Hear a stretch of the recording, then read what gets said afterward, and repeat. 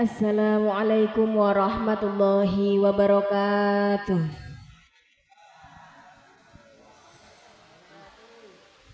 Udan-udan adem, nop adem mboten Bu? Nyelempet anget nggih. Muga-muga udane udan rahmat niki. Nggih, salam sepindah malih sing jawabe kompak, pokoke sing seru, muga-muga napa sing marai dadi stres ilang kabeh. Oh kok nggih kathah sing amin sami stres napa nggih? Assalamualaikum warahmatullahi wabarakatuh. A'udzu billahi minasyaitonir rajim. Bismillahirrahmanirrahim. Alhamdulillahirabbil alamin. Asyhadu an la ilaha illallah wahdahu la syarikalah. Wa asyhadu anna sayyidana Muhammadan abduhu wa rasuluhu min qawlihi wa fi'lihi ila daris salam. Allahumma sholli wa sallim wa barik ala sayyidina Muhammadin sahibi syafa'ah wa ala alihi wa sahbihi al-kiramil bararah wa tabi'ina wa tabi'it tabi'ina lahum bi ihsanin ila yaumil qiyamah.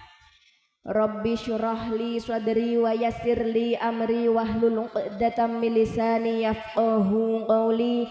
La haula wala quwwata illa billahil aliyyil azim. Wonten pangarsanipun Bapak Kiai Rahmat Mubarak ingkang kaula hormati kaula takzimi. Wonten pangarsanipun Bapak Kiai Muhammad Nasihin ingkang kaula hormati. Wonten pangarsanipun Gus Abdul Wahid, Gus Hasan Munawir ingkang sedaya ugi kaula mulyakaken. Boten kesupen Bapak Kades Candisari lan sedaya perangkatipun, Bapak Kadus Posong Candisari, ugi panjenengan sedaya hadirin hadirat ingkang kaula mulyakaken lan kaula dongaaken mugi-mugi panjenengan sedaya dipun rahmati dening Gusti Allah. Sepindah kaula dherekaken nginggahaken raos syukur dening Allah Subhanahu wa taala sing sampun paring rahmat lan nikmat, termasuk dinten menika panjenengan kersa tindak pengaosan tasih dipun paringi nikmate ngaos niku nggih suatu rizki sing luar biasa, mboten enten sing adol. Jenengan ajeng tenggene pasar golek teng mall, golek tenggene Mbak Mus nika Mbak Mustika Gol. Golek sing adol nikmate ngaji niku mboten enten. Pramila nikmat panjenengan tasih dipun paringi nikmat ngaos, nikmat iman, nikmat Islam, nikmat sehat, nikmat panjang yuswa. Monggo sesarengan kaula dherekaken nginggahaken raos syukur dening Allah Subhanahu wa taala biqauli tahmid alhamdulillahi rabbil alamin.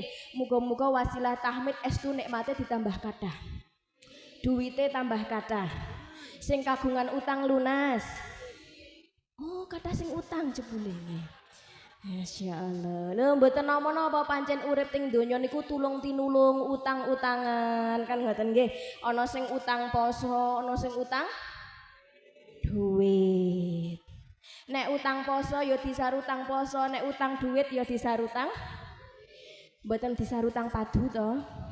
Mboten. Tapi wong dene mangsane nyarutang kok jebule jan urung duwe duit, ya sing ngutangi sabar. Nek gelem malah disedekahke diikhlaske. Oh, nggih sak posong dutangi kabeh, diikhlaske kabeh, langsung entek duwite. Shallu ala Nabi Muhammad.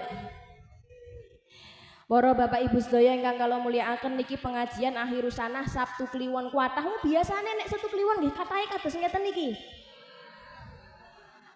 Jangan ada dusta di antara kita. Ya Allah ya Rabbi, awak dhewe niku nek ngeling-eling sangu donya ya pancen butuh wong urip ning donya lak ya sangu donya. Tapi aja nganti ngoyak donya nganti lali karo sing duwe donya. Nggih, dhewe wis direwangi nganti boyoken golek donya wong ya akhire ditinggal mati. Mboten enten donya sing digawa mati niku, kecuali donya sing didamel sedekah. sedekah. Lah niku sing digawa mati. Donya niki terlaknat, dilaknat marang Gusti Allah. Sak isine dilaknat. Ngono kok do golek donya nganti lali ngibadah. Masyaallah. Wong niku aja nunggang Honda, mengko ndak tiba, mandang mlaku keserempet Honda tiba. Niku wong, dadine awak dhewe niku sing jenenge nek pun tekan ajale mbok gek melek ngeten niki gek guyang-guyu ngerti-ngerti sedo. Ana sing meni, ora lara kok ngerti-ngerti mati.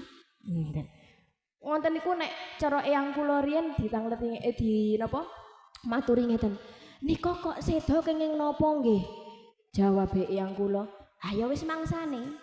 Dadi pancen sedo niku mboten kudu tuwa, mboten kudu lara. Sangger wis mangsane ya mesti mati, mesti sedo. Berarti golek sangu akhirat penting napa mboten? Ya penting. Sangu donya penting, gawe urip ning donya tapi aja lali sejatine wong ning donya niku kon ngibadah. Gawe golek sangu sak lawase ning akhirat. Nek ning donya ngono ora duwe lompong njaluk tanggane. Ora duwe gori njaluk tanggane. Dengan catatan nek silaturahime sae. Nek silaturahime mboten sae arep tanggane duwe gori ketok geal, geol, gondal, gandul, kontal kantil. Nah nek mireng kontal kantil kok seneng banget. Lha niku nek misalkan kok silaturahime mboten sae nggih paling ming menteleng karo ngiler tok. Tapi nek silaturahime sae, mbok jenengan mboten nandur kimpul, panen lumbu saka tanggane. Mbok jenengan niku mboten duwe beras ketan, panen tape, panen jadah, saka ndi diteri tanggane arep yasinan. Tapi nek silaturahime mboten sae, mbok sing RT kono kae diteri yasinan ning sing pinggire kelumpatan. Soale silaturahime mboten sae. Enten sing ngoten. Nek pun kadung silaturahime mboten sae, niku ajeng dandani silaturahim niku salah sijine nganggo sedekah. Ngangge napa? Sedekah. Sedekah sak mampune saikhlase. Tapi jangan gunakan kata saikhlase niku dumeh pengen ngirit. Dumeh metune mak pecithit njuk meni sing penting ikhlas. Saikhlase ning ya sesuai kemampuan. Kaya sing sok tak maturke, nek endok ngendok nek bebek ngendok bebek, nek emprit ngendok emprit. Sesuai kemampuane. Ikhlas ning ya sesuai kemampuan. Kan ngoten niku jenenge sedekah. Sedekah itu bisa mempererat silaturahim. Contoh gampangnya mboten sah adoh-adoh. Suami istri kok padu. Nate padu. Oh, napa kok padu sing lanang galak, Bu? Galak. Galak napa mboten, Pak? Jarene sing lanang galak ning sing wedok ya kaya kunti. Dadi cocok ngoten nggih. Ya Allah ya Rabbi. Ana wong lanang wedok padu krana wong wedok niku fisike kuat ning atine lemah. Contone fisike kuat nopo? Mbok koyoke tempelan kiwa tengen bar kerikan ning ya sing jenenge ngumbahi beres kabeh, resik-resik beres kabeh, masakan mateng kabeh. Nggih napa mboten? Oh, nggih. Tapi sing jenenge napa niku hamil nganti kaya nggawa jedor rena-rene ya kuat kok boyoke. Lairan sing jarene ngeden nganti dobras ya kuat. Niku wong wedok. Ning sekaline jenengan kok teko-teko kok manggil garwa putri niku to, Pak. Brot-brot gembrot ngono. Langsung mlayu ning pojokan nangis karo gawe status. Nangis karo gawe status jarene ngene. Bunga turi buah semangka punya suami tidak peka. Ngono kuwi to. Karo dikeki lagu-lagune napa biasane lagune nek gek galau. Ku menangis ngono. Gitu. Nah. Mandang nek ngono kuwi Pak, wong wedok nek pun kadung nangis teng pojokan Pak, mbok jenengan ajeng njaluk ngapura direwangi karo salto. Ya ora bakal napa di ngapura. Anane malah mung disingkang-singkang ngene kuwi Pak. Napa melih nek wong wedok wis gawe status ping pirang-pirang. Wong wedok niku nek galau titenane angger statusnya kok titik-titik ukih niku berarti kayak galau. Update terus statusnya wis ngono liyane di privat kabeh sing iso maca ming bojone jebul bojone ra maca-maca. Serik banget atine. Mandang ana sing bales meni ngene iki. Dek, kamu punya suami kok seperti itu, Dek. Dek, kamu berhak bahagia. Ana sing meni ngono bales. Mandang ditiliki jebule nomere mantane mbiyen, Pak. Niku prahara mulane bojone do digateki. Pancen wong wedok niku sumi Pak, susah mingkem. Enten sing dadi sumi, susah mingkem niku pancen ngoten niku. Memang secara ilmu lho tenan nih. Ayo jajal lanang karo wedok sing nek ning gone tukang sayur lek ngenyang nganti ndrindil niku lanang napa wedok? Wedok. Mulane niku cilekek banget nek tukang sayur lanang dikerubuti wong wedok-wedok. Bingung akhirnya sepiro-sepiro diwehke jarine ki peleme regane piro? 15.000. Alah pelem sak kutil-kutil kok. 15.000. Mbok 14.000. Ha saka 15 tekan 14 ya kaceke jane ming 1.000. Ning ming dadak meni sak kutil-kutil Pak nek wong wedok niku. Batine kutile sapa sing gedene sak pelem gitu. Nah, pancen tukang ngomong niku wong wedok. Tapi niki kinten-kinten ngaose tasih fokus napa mboten? Fokus, cobi nek fokus. Tak cek saking ibu-ibu riyin. Nek kula matur halo Bu, jenengan hai ngoten nggih siap nggih? Heeh, 1 2 3. Halo Bu. Wah, luar biasa kompak seperti suara-suara yang sedang jatuh cinta. Ya, saat niki Bapak 1 2 3 halo Pak. Glembereh seperti suara sedang jatuh tempo niku. Shallu ala Nabi Muhammad. Ya, tasih fokus nggih. Oh, ternyata suami istri wong wedok nek pun nangis teng pojokan niku mbok wong lanang arep njaluk ngapura ki ora digatekke malah disingkang-singkang apa meneh nek wis gawe status bareng ijek ora peka sing lanang akhire napa klambi ning lemari wadahi ning tas jarene Mas aku tak bali wae Mas mandang sing lanang wis mulai meluk-meluk njaluk ngapura akhire sing wedok lilih klambine sing mau ning tas ditata dhewe ning lemari lebokke ning tas dhewe tata ning lemari dhewe tau wonten sing kados ngoten ancene bingungke wong wedok niku sing paling gampang nek silaturahime lagi retak gek padu niku wong lanang niku nek teko HP-ne sing wedok niku gek gawe ngrungokke lagu ku menangis ngono karo nangis to engko nek mak klunting kok munine brimo ditransfer karo sing lanang niku Pak, sampean transfer apa Pak? Jare sing lanang iya sebagai permintaan maaf. Langsung eluwe ning pipi guaring niku Pak. Oh, ternyata sedekah mempererat silaturahim. Oh nek wis di ngono kuwi lagune sing ku menangis diganti jare tetap cinta senajan bojoku. Ah niku Pak.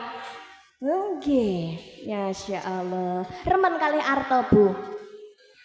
Remen. Jenengan nggih remen arto Pak. Nggih. Walaupun bondo donya duit niku gampang luntur. Percaya mboten nek duit gampang luntur. Esok abang sorene klawu. Esok 1.000 sorene 2.000. Niku duit mboten awet.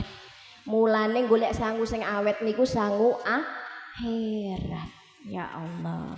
Silaturahim sing sae marai panjang umure, marai lancar rezekine. Amin Allahumma. Alhamdulillah. Silaturahim kali sinten? Karo sanak sedulur, karo tangga teparo, karo bojone ya sing sae. Gusti Allah ngendika ngeten al akhillau yauma idzim ba'duhum li ba'din aduwwun illal muttaqin. Dadi besok niku teng akhirat niku wong sing ning donyane akrab mbuh karo tanggane, mbuh karo sedulure, karo bojone akrab niku kok jebule besok ana sing akrab ning donya kok teng akhirat kok dadi musuh-musuhan mergo kena azab. Oh, berarti silaturahim niku ya ana carane ora sembarang silaturahim.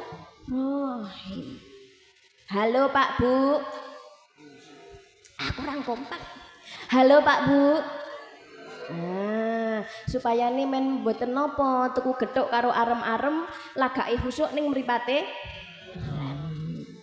Kan ngoten. Ngaji niku pancen nyaman kok nggih. Saking nyamane nganti sare sedaya ngoten. Oh, wau ngaose dugi napa? Ternyata wong sing akrab ting donya silaturahime sae niku mboten kabeh tekan swarga ning ana sing besok ning akhirat kok akrabe silaturahime niku malah maleh dadi azab. Kecuali wong-wong sing takwa. Ana sing ning donya silaturahim akrab tekan swarga, ana sing ning donya silaturahim akrab ning tekane akhirat dadi azab. Ayo, kinten-kinten ajeng diterangke sing pundi riyin. Swarga riyin napa azab riyin? Pundi riyin? Pingsut. Swarga riyin. Seneng banget nek karo swarga. Ning mulane do golek dalan swarga. Nek sing jenenge dalan swarga contone pengajian. Berarti nek setu kliwon mangkate aja nek tutupan tok. Nah, kan ngoten. Oh, sing mlebu swarga niku wong sing takwa. Dhewe krungu, oh, silaturahim kok dadi adab, wis deg-degan. Tapi Gusti Allah ngendika ilal muttaqin kejaba wong sing takwa niku Gusti Allah ngendika la khaufun alaikumul yauma wala antum tuhzanun. Wong-wong nek sing takwa ra semang do wedi, ra semang kuwatir, ora semang susah. Mergo napa? Nek sing takwa udkhulul jannata antum wa azwajukum tuhbarun. Nek sing do silaturahime kok mergo ketakwaan niku besok bakal tekan swargane Gusti Allah. Amin Allahumma. Tapi takwane sing kaya napa? Alladzina amanu bi ayatina wa kanu muslimin. Wong sing iman lan Islam gampange ngoten. Dadi lek silaturahim niku mergo iman lan Islam. Contone napa? Ya jenengan pinaraan teng mriki niki kan mergo agamane Gusti Allah, mergo iman lan Islam. Lho niku insyaallah sederekan sing dugi swarga. Alhamdulillah amin Allahumma. Niku mergo takwa. Lah sakniki sing silaturahim akrab ning kok dadi musuh niku sing kados napa kok besok bakal dadi azab niku jebule silaturahim al akhillau do akrab berkasih-kasihan silaturahim ning mergo maksiat. Contoh, akrab mergo padha-padha dadine akrab mergo padha-padha tukang nyolong krambil. Nah, dadine akrab. Lho niku berarti akrab ning besok dadi azab. Akrab mergo padha-padha tukang korupsi. Korupsi lho nggih Bu. Awak dhewe teng donya niki nggih, nek weruh pejabat korupsi anane mung gething banget. Ning besok nek mangsane pilihan, sing dipilih ya sing nyogoke gedhe. Leres napa mboten? Anjo apa bedane dhewe karo sing korupsi? Padahal Kanjeng Nabi ngendika ar-rasyi wal murtasyi finnar, sing nyogok karo sing disogok padha-padha panggonane neraka. Sogok menyogok sing swarga niku mung antarane suami istri tok. Sakliyane niku neraka. Naudzubillah. Sing mburi al-muttaqin melu guyu padahal urung pengalaman iki. Ras mangkakean bayangke dhisik. Shallu ala Nabi Muhammad. Diselani nganu nggo napa doa-doa bulan Sa'ban napa Allahumma barik lana fima razaqtana. Niku nek ajeng dahar longsongane wau maksude. Pripun doane Allahumma barik lana fi terus wasya'bana wa balighna Ramadana wa hasil maqasidana. Allahumma barik lana fi Rajab wa Sya'bana wa balighna Ramadana wa hasil maqasidana. Malih Allahumma barik fi Rajab wa Sya'bana wa balighna Ramadana wa hasil maqasidana. Sepindah melih Allahumma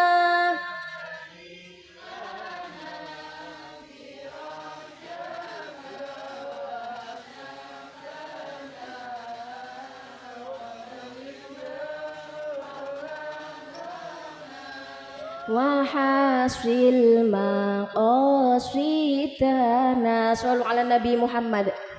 Di kampunten mboten beto musik Al-Mutakin nek bar bahas kok menyokok sok ngeheng kabeh niki.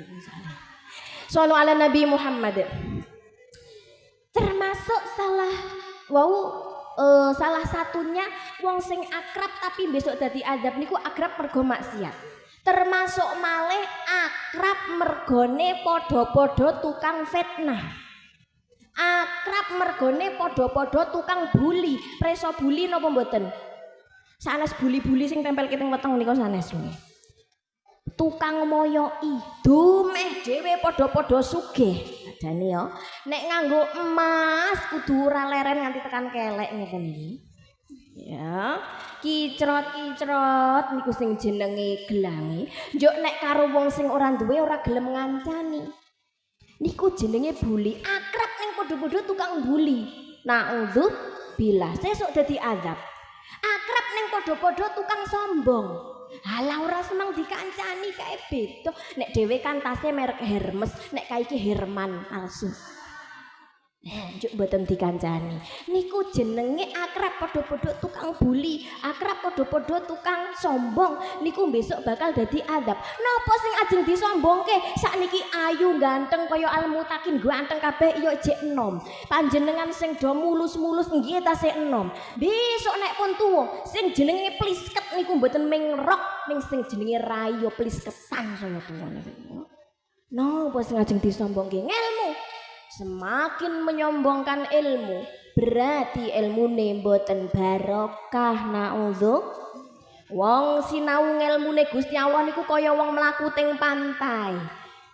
Gek ijek mlaku ning pasir rumangsane dhewe kaya dhuwur banget ngelmu ki ora ana pan-pane.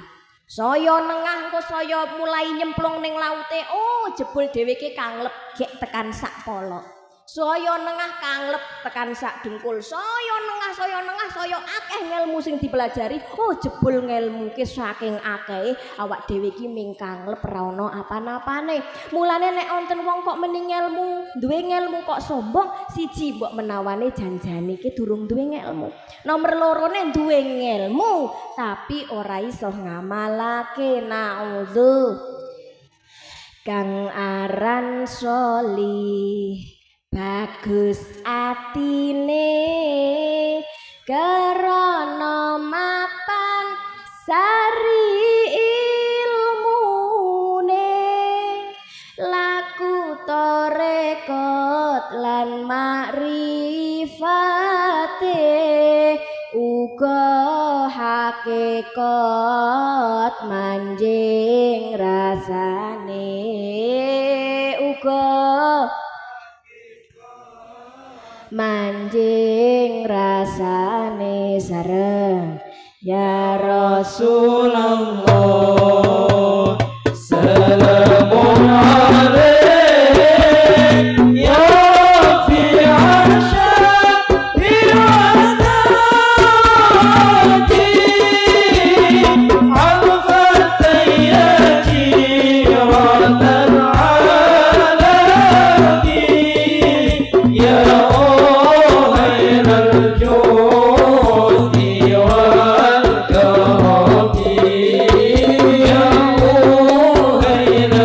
Oh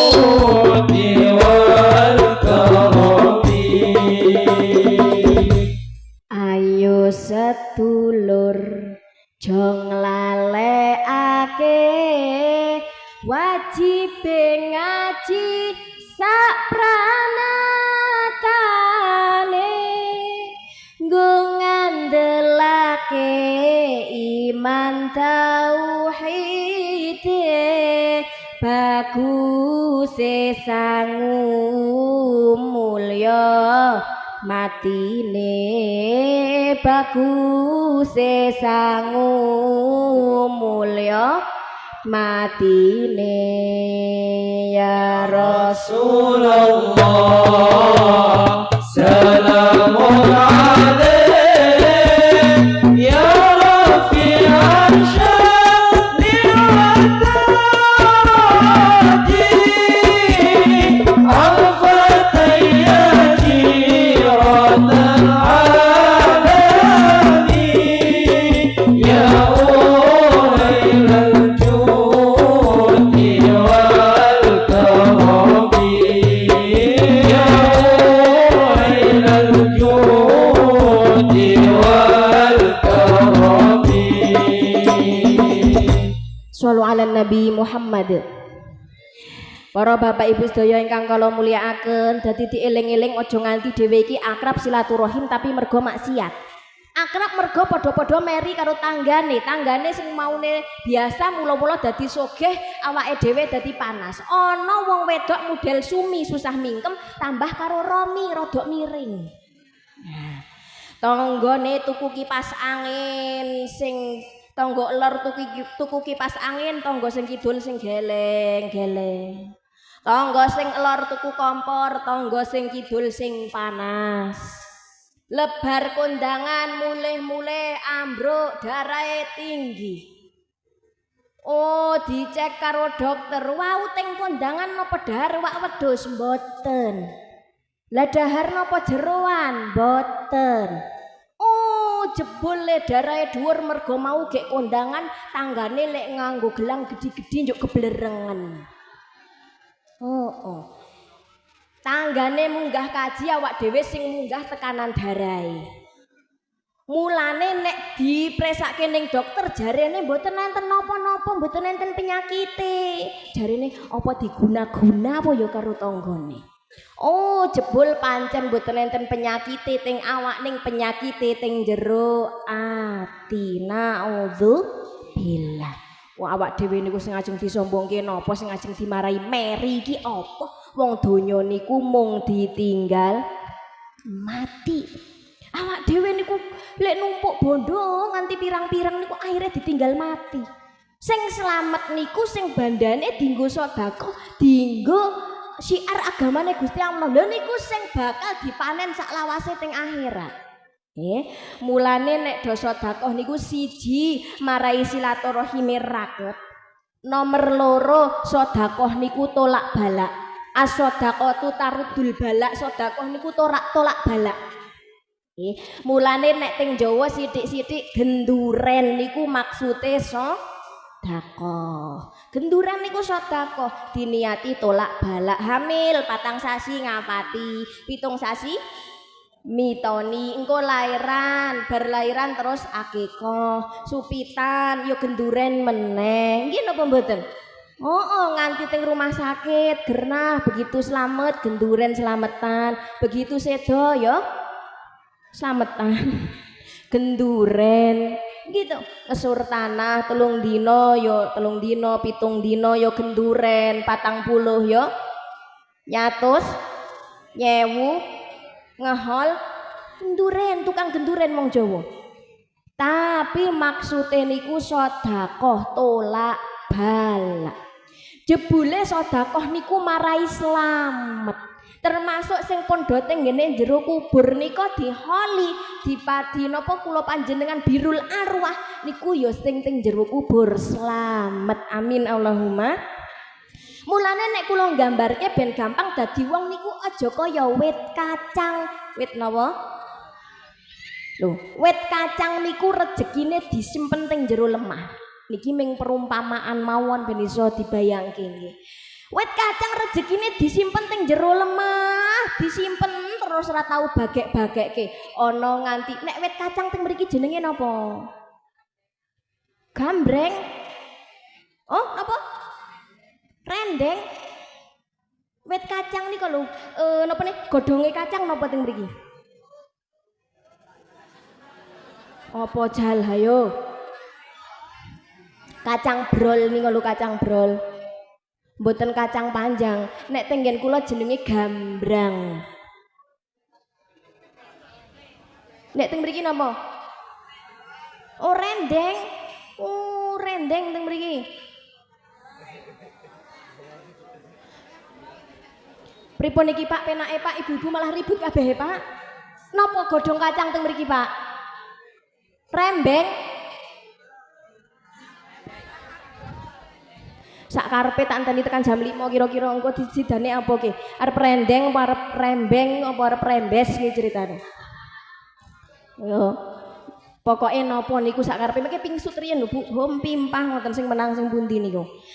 Niku sing jenenge wit kacang nganti tekan rembeng, rombeng. Niku neng nganti kuru-kuru lek mergo mengdo napa nyempeni rezekine niku. Mulane wit kacang niku nasibe mboten slamet. Begitu rezekine wis gedhi-gedhi, kacange gedhi-gedhi, ujung-ujunge napa mentok-mentok meng bedoli. Kacange didol, wite niku godhonge pakake wedhus. Mulane nek ora do kepengin pakake wedhus do sedekah. Nggih. Beda karo wit duren. Wit duren niku rezekine diketok-ketokke. Gondal, geal, kontal. Kok ana sing muni kantul, nek kontal ya kantil mboten kantul. Gondal gandul, kontal kantil ora kantul. Sallu ala Nabi Muhammad. Luwit duren niku diketok-ketokke mengko nek wis mateng ditibake aliase dibagekke. Nek meng ketok-ketok ora dibagekke ya ming malahi sumpah. Niku wit duren niku ketokke terus bagekke mulane wit duren nasibe slamet. Jenengan teng mriki pun nate mireng ana wong buruh bedoli wit duren. Mboten enten. Niku contone. Oh, jebul sedekah niku slamet. Jenengan nek pengen slamet ya sedekah. Sedekah niku enteng napa abot? Tenggen kula daerah mriku mboten teng mriki lho. Ana wong sing nek HP-ne apik. Nek gawe foto niku langsung jerawate ilang kabeh, mulus. Ngoten to. Heeh. Klambine apik gonta-ganti, sendale jenjet dhuwure sak padha gapyak niku. Sak padha jengkok niku sendale. Tapi nek kon mangsane urunan pengajian 50.000 Bu mencret. Kaya-kaya duit 50.000 kuwi arep ngentek-ngentekke bandane. Padahal bondo sing ditumpuk-tumpuk iku sesuk ming dadi landrat. Mulane wong sedekah niku tolak balak. Pengen slamet ya do gelem sedekah. Kagem napa mawon? Termasuk kagem masjid, TPG, musala, pondok pesantren. Sedekah paling sae niku kangge kemaslahatan umat, kepentingan umum. Nggih, tapi sakniki enten sing tanglet Bu, nek wonten tanggane sing kira-kira niku kok butuh banget njuk niku paringke masjid riyen napa tanggane riyen. Kinten-kinten paringke sinten? Tanggane riyen. Gusti Allah niku gampangke mboten ngengel-engel. Sedekah niku paling apik dinten Jemuah to Bu? Enggih. Tapi nek ana tanggane tok-tok assalamualaikum nyileh duwite aku ket wingi esuk urung madang mongko lek notok dina Rebo jawabin jenengan sesuk ngenteni Jemuah. Sing notok selak asam lambung niku. Berarti sedekah niku kagem sinten mawon lan kapan mawon niku sae. Sing mboten sae niku sing mboten kersa sedekah.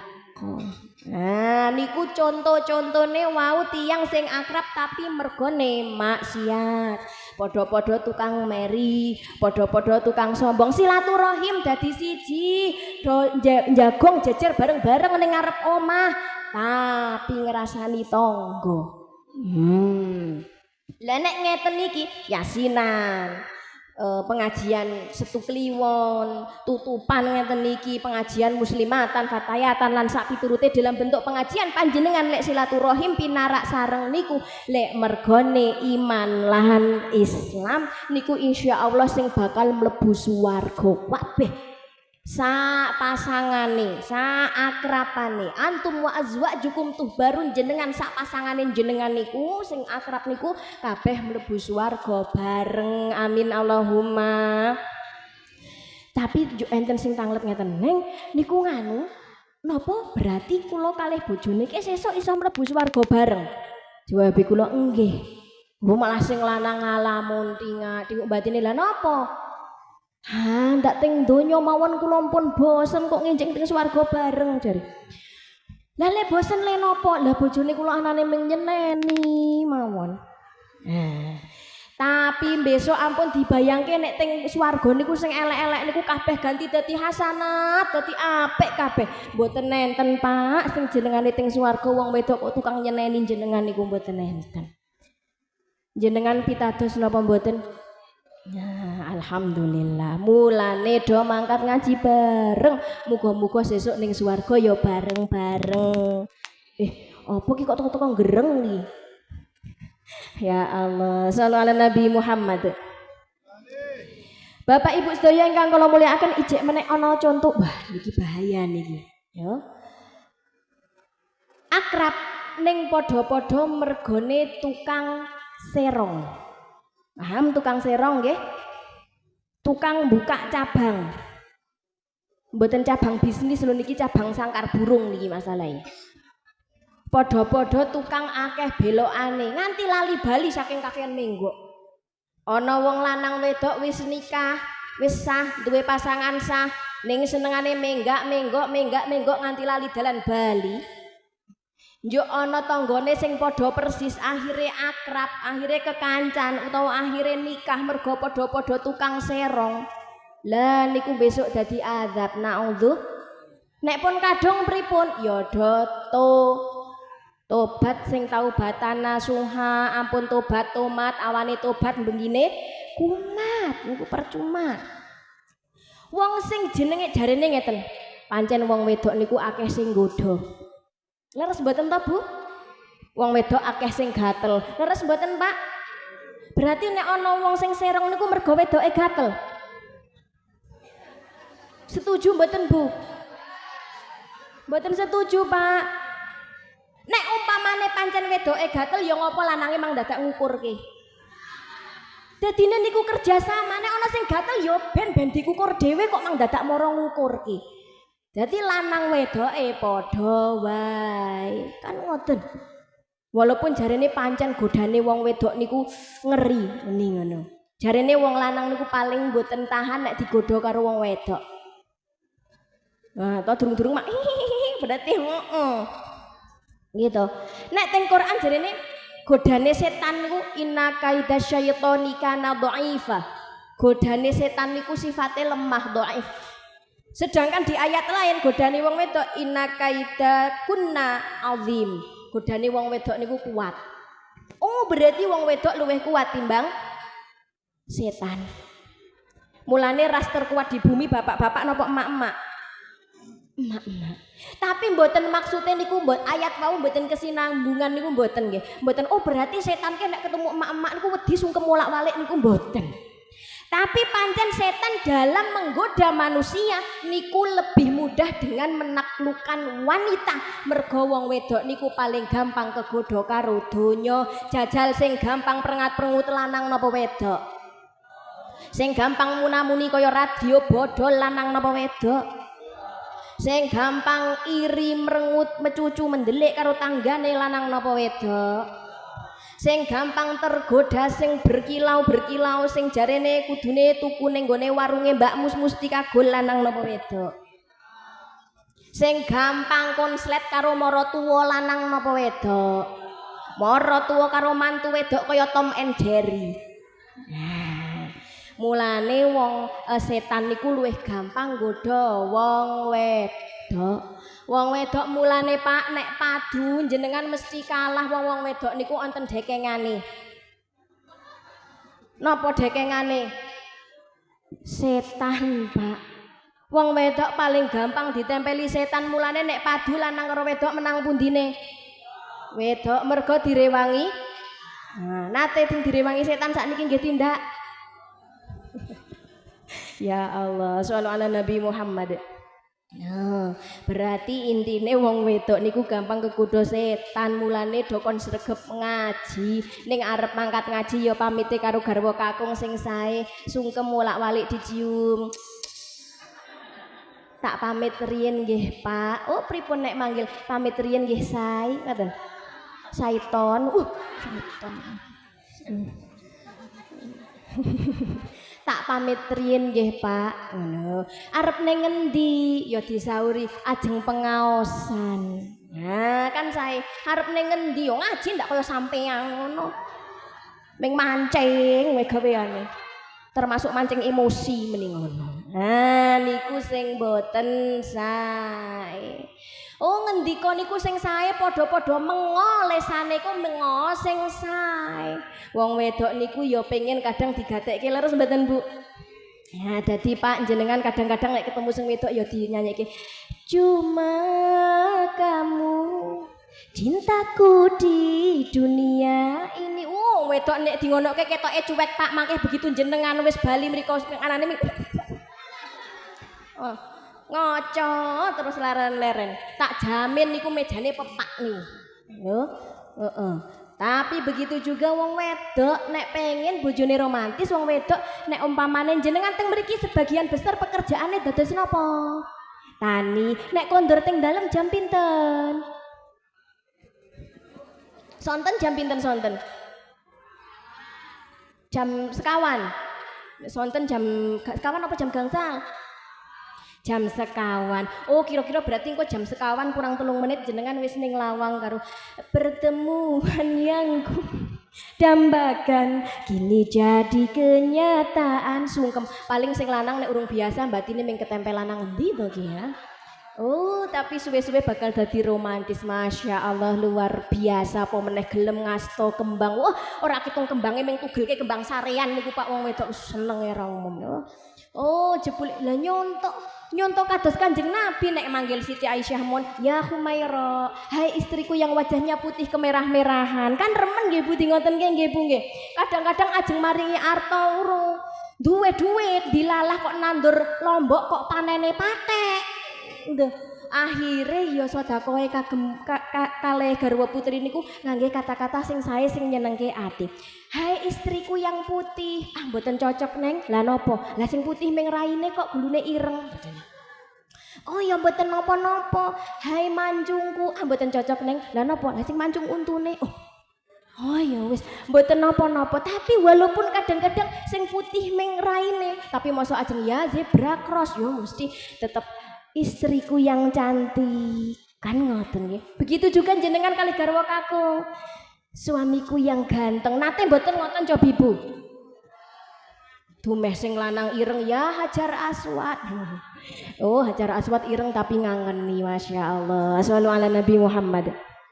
Jaga silaturahimi pengen lancar ta rezekine? Nggih, jaga silaturahimi lanang wedok, ledo bebojoan, ledo brayan, ya mergo pengin taat marang Gusti Allah. Mboten ming sak mergo bondo. Bondo niku gampang luntur. Mulane sok ana sing jarine punya uang abang disayang, nggak punya uang abang ditendang. Niku yo mergone duit, mergone bondo. Mulane kula panjenengan brayan karo sapa wae bojo, sanak sedulur, tangga kabeh yo mergo iman lan Islam pengen taat marang Gusti. Nah niku insya Allah sing sedulurane donya tekan swarga. Amin Allahumma. Seneng napa mboten nek ngoten niku? Seneng. Anak-anake ya dijak silaturahim, nek bodoh dijak sowan-sowan, ora ming lewat HP wae jarene. Ketika tangan tak mampu berjabat, kaki tak mampu melangkah, lisan tak mampu berucap, stroke apa ya gitu. Oh nek pancen kok adoh banget ya paling ora lewat HP mboten napa-napa tapi nek cedhak ya dijak silaturahim. Kadang wong tuane akrab, anake ora kenal karo sedulur, mergone nek mangsane bodho wong tuane silaturahim, anake silaturahime tekan artos mriko. Mboten tekan sedulure. Dadi niku mulane njuk silaturahime kurang sae. Padahal silaturahim niku memperpanjang umur dan nglancarke rezeki. Alhamdulillah. Mula sakniki silaturahime do sing sae. Sedekah silaturahim niku sing sae. Silaturahime wis kadung pedhot sedekah. Kan ngoten niku lho. Kinten-kinten gampil napa mboten? Gampil ning ling nglakoni angel. Nek sedekah aja pilah-pilah. Dumeh tanggane sing disenengi kek ki sak rantang. Tanggane sing ora disenengi ning piring diparu-paru wae dipilihke sing cuwil-cuwil. Nah, niku jenenge mboten sae. Silaturahim kalih sinten mawon sing sae. Sedekah napa malih teng sasi Recep wau pun dingendikake kalih Gus Wahid sing jenenge sedekah poso ning sasi Recep kaya poso ping pinten? Setahun. Sedina kaya setahun. Tapi nggih ampun, berarti sesuk Ramadan ra semang poso wis dirapel wingi Recep. Nggih, poso setahun bahkan nek teng Nazhatul Majalis niki nyenengke banget niki lho hadise. Man shoma yauman min Rajab fa ka'annama shoma alfasana. Poso sedina ning sasi Recep kok diganjar kaya poso 1000 tahun. Remen napa mboten? Remen. Wa ka'annama a'taqa alfaraqabah. Kaya diganjar kaya merdekake 1000 budak. Remen napa mboten? Merdekake sak budak niku ganjarane swarga. Lah nek 1000 budak isih susuk 999 niku dadi derajat pangkate dhewe teng swarga. Amin Allahumma. Wa kataballahu lahu bikulli sya'ratin ala jasadihi, saben-saben rambut teng awake dhewe. Rambut teng awake jenengan enten pinten cobi?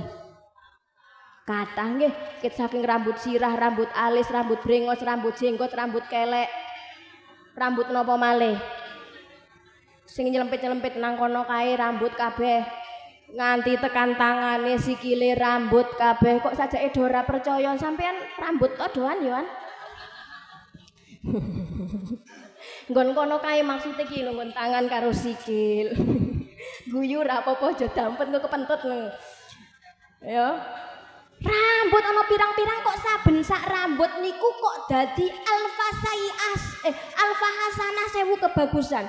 Wa rafa'alahu alfa darajah munggahke 1000 derajat. Wa mahaanhu alfa sayi'ah njaluk ke ngapura 1000 kesalahan saben sak rambut. Mongko rambut ing awak niku wonten pinten? Wadah. Sedekah teng sakjroning sasi Recep. Wa man tasaddaqa fihi niku sedekah faka'anna mata sedekah bi alfi dinarin. Jenengan sedekah teng jroning sasi Recep bi sedekah ten kelawan sak sedekahan niku diganjar kaya sedekah bi alfi dinarin 1000 dinar. 1000 dinar niku sekitar 7 kilo emas. Jenengan bayangke nek ngangge kalung 7 kilo kaya ngopo kira-kira? Dingkluk kabeh apa meneh gawe anting sesisih. Niku kok sedekah teng sasi Recep kok diganjar kaya sedekah 7 kilo emas kalih diganjar rambut-rambut wau teng awak dadi kaya wau niku 1000 kebagusan, 1000 derajat, nganjaluk ke ngapura 1000 kesalahan. Niku saben sak rambut mongko rambut wonten pirang-pirang. Nggih napa mboten? Wah, niku remene sedekah teng sasi Recep. Mulane mumpung sasi Recep do sedekah, biasane nek ana tamu ming diadepi teh, saiki tak tambahi bakwan, tak niati sedekah sasi Recep. Tapi ampun kleru sesuk meneh ra semang sedekah wong wingi wis sedekah Recep. Niku mboten. Sedekah niku sing ajeg, sing isti. Ngaji yo sing isti. Mula sok matur wong niku kudu diajari istiqomah. Jenengan mesti nate tak maturi nek wong sakaratul maut niku ditemoni iblis gitu. Nek sing do istiqomah biasa istiqomah yo mbok digodhok iblis niku tetep istiqomah iman lan Islam. Ning nek ora istiqomah digodhok iblis akhire katut melu iblis. Ngoten niku wong nek sing mboten iman yo alah kaya tahu-tahu sakaratul maut. Jenengan percaya napa mboten sakaratul maut digodhok iblis? Nek kula percaya mergo niku ngendikane para ulama saking Al-Qur'an lan hadis. Nek sing mboten percaya ajeng dijajal nggih monggo. Sakaratul maut niku digodha iblis. Mulane atine diajari istiqomah. Arep terang mangkat, udan ya udan banyu ya udan duit nggawa bagor napa mboten? Nek udan duit mangkat ngaji apa nadai duit? Ya Allah, apik tenan anjene nek segembrang kok ya. Nadai duit kok. Pancen duit niku nyenengke. Oh, tapi duit karo ganjaran padha fungsine beda digunakake ning alami. Nek duit dienggo ning donya, nek ganjaran dienggo ning penting napa mboten? Penting. Wah dene semono kadang mangsane golek ganjaran. Nggih, mangsane salat. Oh, sasi Rejeb niki ulang tahune salat. Salat niku pertama kali Gusti Allah dawuh teng Nabi Muhammad teng ngene sasi napa? Rejeb tanggal pinten? Tanggal 17 Rejeb. Ngono kadang dhewe mangsane salat gek Allahu Akbar wis adzan ning gone masjid ning musala dhewe malah do rukuk jamaah bareng-bareng ning sawah. Tandur. Jarene jamaah lah niki pun rukuk ket mau. Oh, susahe dadi petani. Salate terkadang lali apa meneh yen wayahe tandur salate di sareng salatullah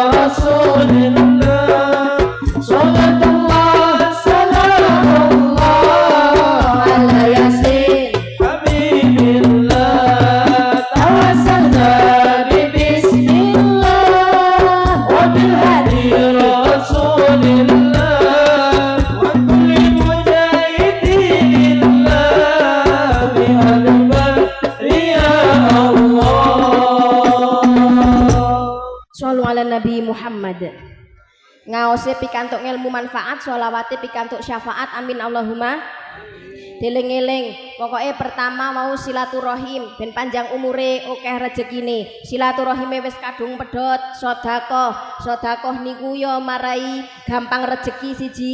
Nomor loro sedekah niku ya mempererat silaturahim. Nomor telune sedekah ning gone sasi Rejeb niku ganjarane pirang-pirang. Di antara amal teng sasi Rejeb niku ya poso, ya sedekah, ya mau subhanal hayyul qayyum utawa subhanallahil hayyul qayyum tanggal 1 tekan tanggal 10. Sakniki tanggal pinten Rejepe? Berarti mau napa? Subhanallahil ahadi somad subhanallahil. Terus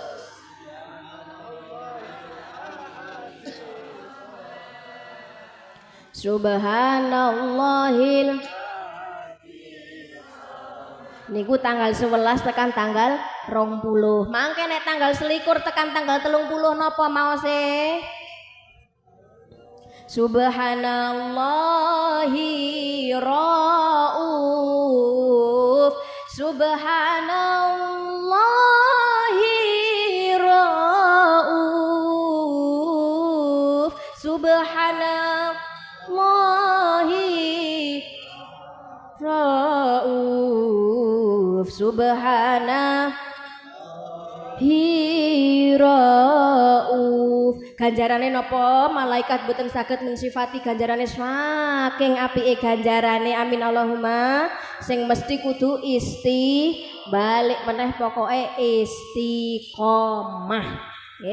Terus malih pelajaran yang bisa kita petik pada hari ini. Mulai sekarang ayo memperbaiki diri. Napa melih pun ajeng ketemu sasi Ramadan. Sing lanang jarene mau sing do galak, do sing gemati. Wong wedok sing do kaya kuntilanak.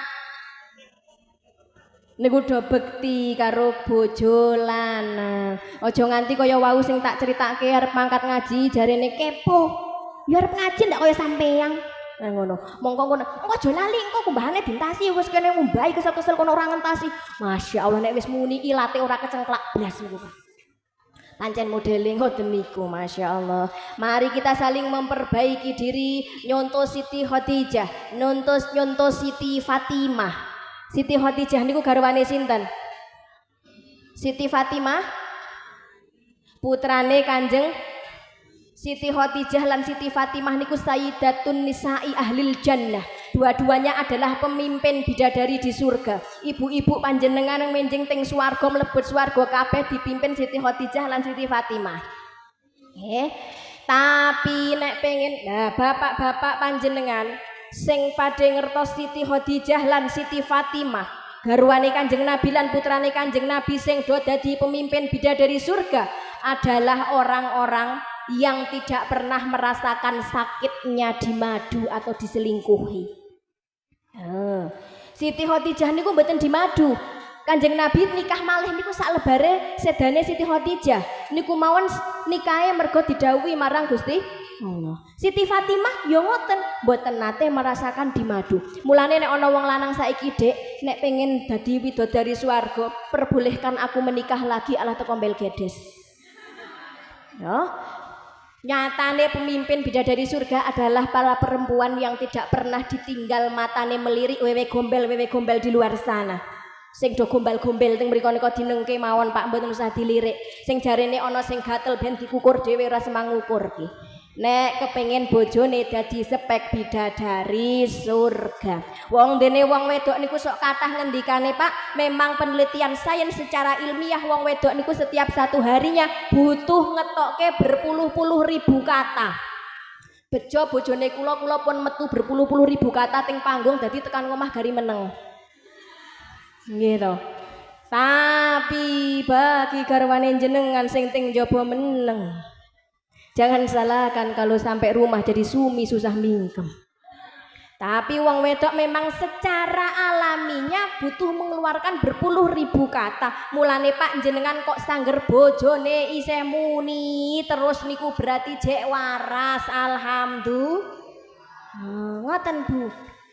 Nggih napa mboten? Tapi munine yo sing sae, ampun muni sing mboten sae. Sampeyan iki Pak mengglundang-glundung kaya semangka wedene iso tak ijolke tak gadekke dijolke beras. Nah, niku mboten sae. Sehebat apapun kita menjadi istri di luar, tekan ngomah yo tetep bekti marang suami. Sing ning jaba dadi kepala dinas, tekan ngomah yo kepalane bojone. Sing ning jaba dadi poluan rena-rene gembol pistol, tekan ngomah manut pistole bojone. Nah, kan ngoten. Dadi aja bayangke dume kula sok teng panggung ngeten iki mangke nek tekan ngomah kalih bojone kula, ya ayyuhalladzina amanu ngoten. Yo sampai rumah yo tetep jadi istri sing kadang yo ngulek brambang, kadang yo ngulek bawang, nawani garwa kakung sing sae. Wadene kok dhewe wong wedok kok ternyata pemetune penghasilane luwih akeh timbang garwa kakung. Niku yo aja njuk dadi wong wedok sing kadang yang namanya suami istri niku kadang rezekine akeh lewat bojo wedok kadang. Jenengan ajeng ngaturi garwa kakung yo sae lho Siti Khadijah. perempuan terkaya di Makkah bangsawan, sepertiga lebih bondo teng Makkah kagungane Siti Khadijah. Niku semonten niku telas mung diaturke garwa kakung. Persis kados jenengan, Bu.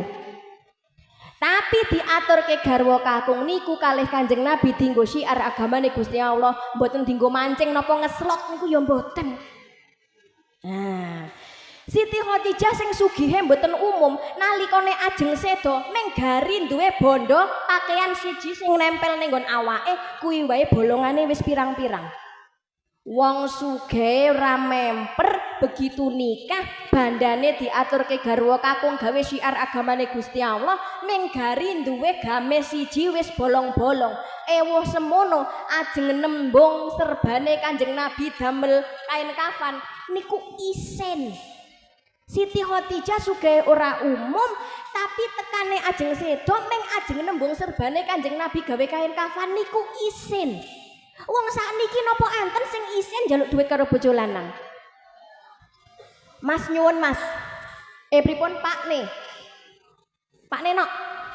Nyuwun Pak Nenok. Gawe apa to, Dek? Oh, pripun garwa Pak jenengan nek manggil garwa putih pripun? Biangne. Oh nggih. Pak Nenok nyuwun Pak Nenok. Oh iya biangne gawe apa tuku seragam? Lah wingi lak wis to. Wingi seragam yasinan, sakniki seragam rebana. Wong wedok jarine ana seragam yasinan, seragam rebana, seragam arisan, seragam pengajian, seragam olahraga. Pirang-pirang. Siti Khadijah niku ternyata ngoten niku. Oh, berarti wong wedok nek ajeng ngaturi garwa kakung pareng, tapi ngendikane sing sae, Pak. Nek sampean lagi rande pemetu, iki aku ana rejeki monggo nek badhe diagem. Oh, sakniki mumpung sasi Rejeb, Pak. Jenengan nek ajeng nderek sedekah teng masjid monggo, sedekah teng TPQ monggo, sedekah teng pengajian monggo. Niki tak aturke artane. Niku sae. Nek moro-moro Pak rene Pak. Apa biang nih? Ya aku arep andum zakat. Sampean lak termasuk sing berhak menerima zakat to Pak? Nah niku jenenge nyereki. Dadi ngaturi garwa kakung ning lisane nyerekke ati niku dilaknat marang Gusti Allah. Nauzu. Perkara bebojoan niku janjane pun do paham nek sing lanang wajib gemati sing wedok wajib bekti ning lek nglakoni niku angel. Kadang-kadang dhewe wis ngempet-ngempet yo ewah dene semono kok yo gregeten banget. Wong lanang sing kudune gemati dilalah nek dicurhati bojo wedok ming meneng wae. Nek ora tinggal udut yo tinggal HP-nan ngene iki.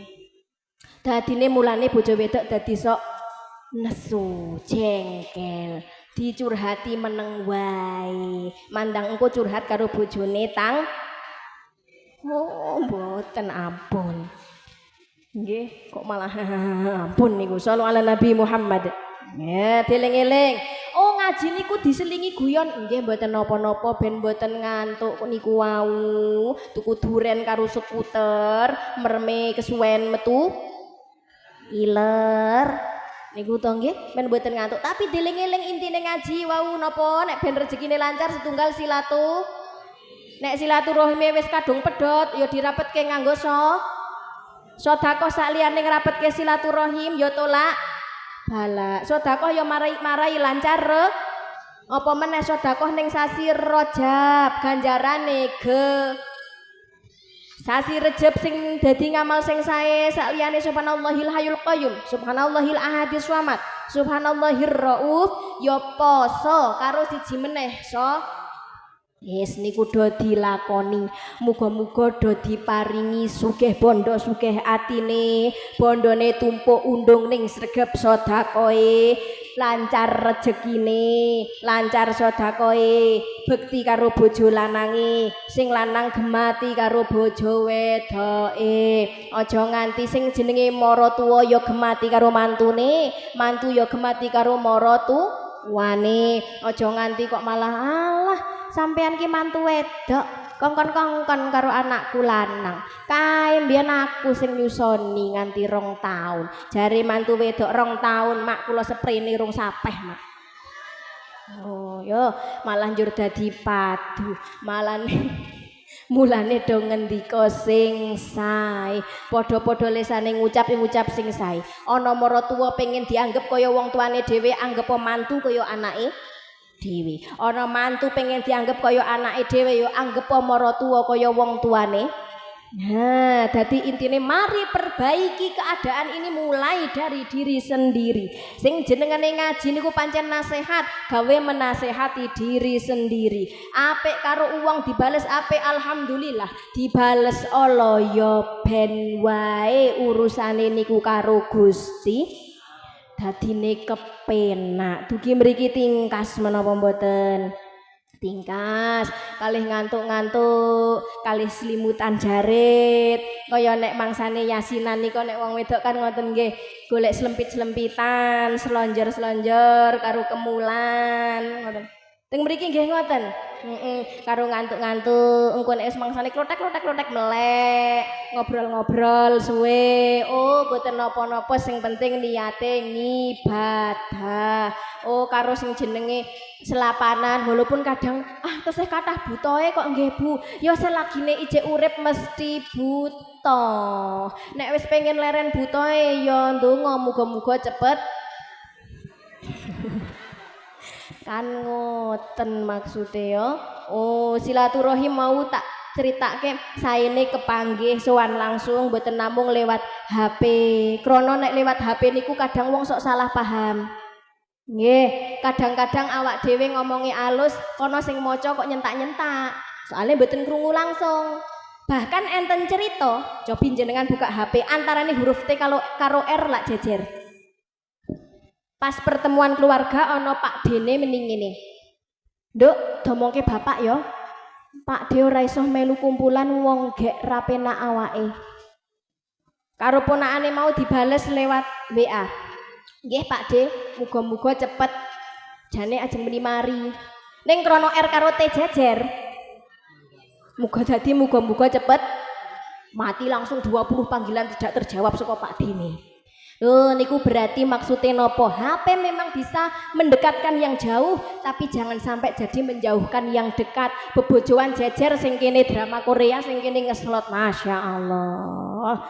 Semoga-moga do diparingi selamat donyane, selamat akhirate, amin ya Allahumma. Shallallahu ala Nabi Muhammad. Sareng hasbunallah ni'mal maula. Hasbunallah ni'mal maula. Sekedap tak mireng saking ibu-ibu riyen, mumpung dereng rampung pun ajeng meh rampung niki. Coba Ibu shollu ala Nabi Muhammad. Sareng hasbunallah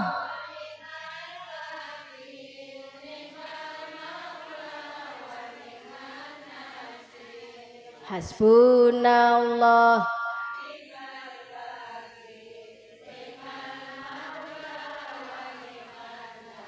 jos. Sakniki bapak-bapak sedaya monggo sing rumangsa lanang pokoke nyuwara. Shallu ala Nabi Muhammad. Yo hasbunallah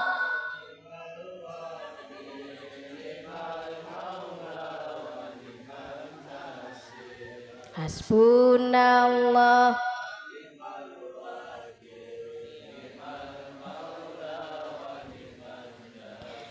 sekedap tak tanget niki nada kalem napa tertekan jane. Sareng-sareng nggih, cobi sadurunge ngangge musik pantun sik. Burung turi burung kenari mangkat ngaji rapi ambune. Jajal damburian kecut napa mboten kok teko meni wangi iki. Ya. Pengen sate duwene tempe ora gatekke dolanan. Hasbunallah wa ni'mal nasir. Hasbunallah wa ni'mal wakil. Ni'mal maula wa ni'mal nasir. Allahul kafi rabbunal kafi wa sadnal kafi wa jadnal kafi kulli kafi kafanal kafi. Wa ni'mal kafi alhamdulillah.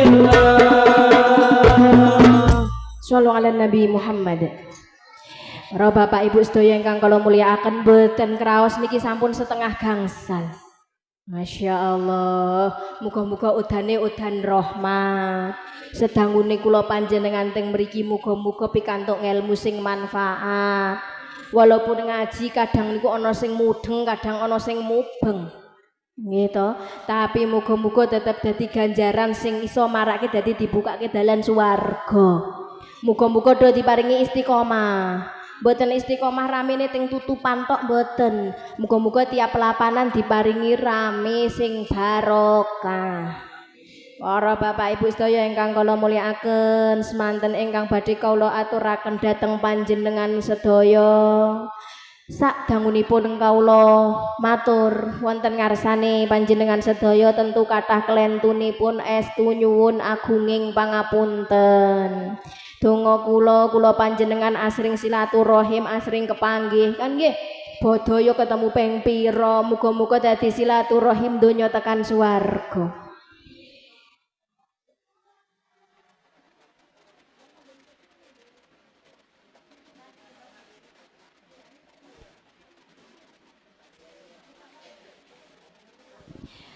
Ampun kondur riyen tasih doa ingkang dipun suwunaken dhateng Bapak Kiai Rahmat Mubarok. Nek kula panjenengan kok kondur, panjenengan kondur dereng doa niku padha wae kok melu genduren ning berkate keri. Emane man rasida mampu pungko nggih. Muga-muga napa ingkang dados hajat kula panjenengan sedaya dipun kabul dening Gusti Allah. Amin Allahumma.